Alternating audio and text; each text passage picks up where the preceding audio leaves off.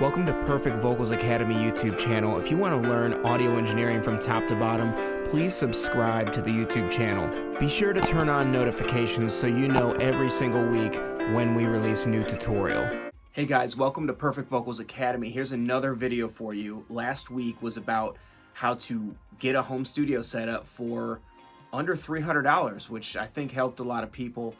This week, I've had some requests on sound treatment for your room. You do not want to just buy some speakers. I mean, this is why in the last video I suggested headphones, because this will be an additional cost, of course. So headphones, if your room is not treated, remember that.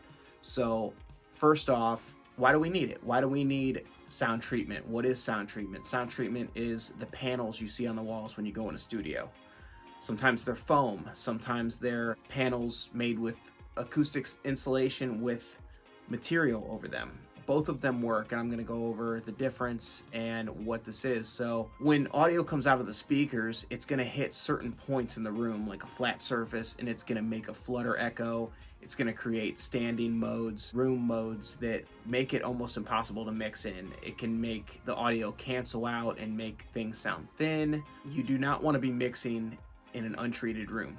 I wouldn't even say tracking in an untreated room personally, but you have your DIY acoustic panels, which I actually have a small ebook on perfectvocalsacademy.com/products, how to build your own acoustic panels. This basically involves getting some wood from Home Depot, cutting them to certain lengths, using a cordless drill to make little frames, drop the insulation in there, and then go to a fabric store to put fabric over it and staple the back.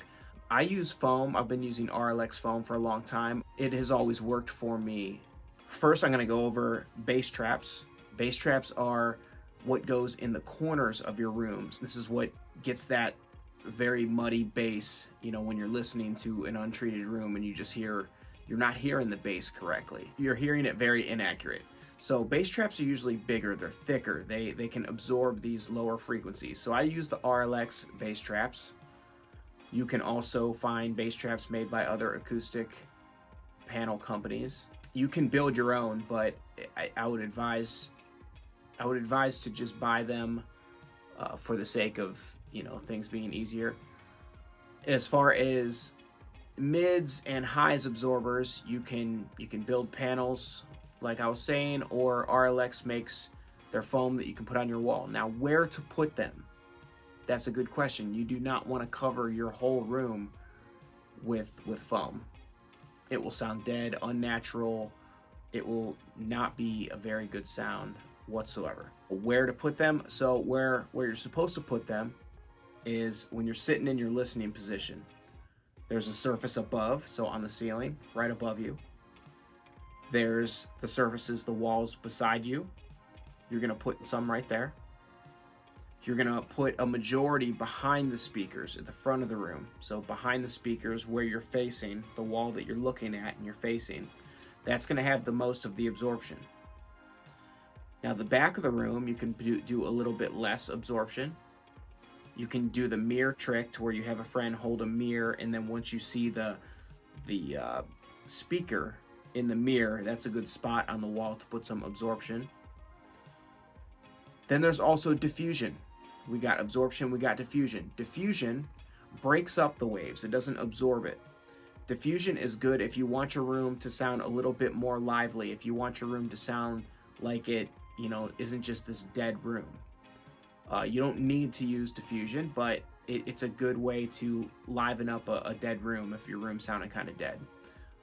Putting diffusion on the back wall is a great trick. It's a great place to put diffusion.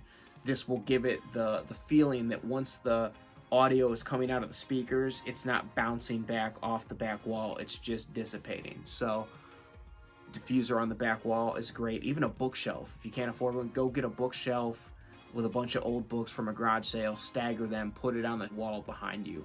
That's a diffuser, technically.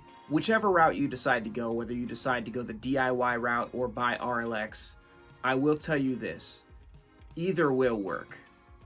They will. Either will work. Use it in moderation.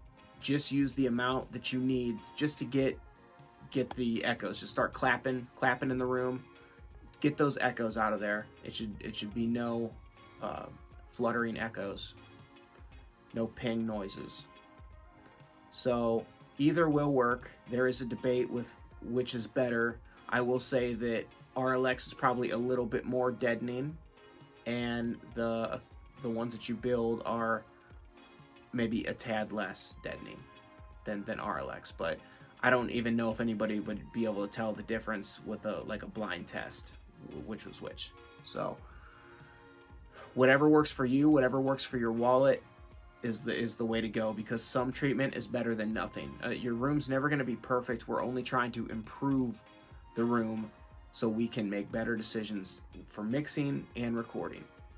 Guys, please subscribe to my channel, share it to your friends, and I would appreciate any comments or questions you may have. I'll see you guys next time.